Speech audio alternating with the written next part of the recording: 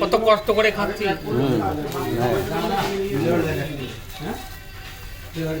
আরে প্রবাসীর কি কষ্ট রে, মাস গেলে 40-50 হাজার টাকা ইনকাম করে আর খাচ্ছে আলু সিদ্ধ ভাত।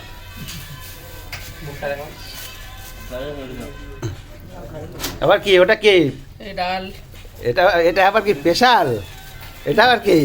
আলু ভর্তা।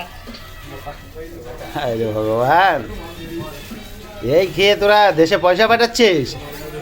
হ্যাঁ,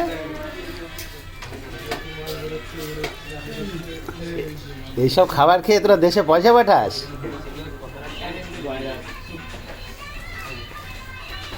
ও একেবারে তো সেই একেবারে বর্ষাকালের মাল।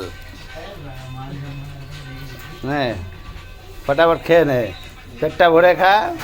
হ্যাঁ, গরিবের খাওয়া। গরিবের খাওয়া, পেটটা ভরে খা।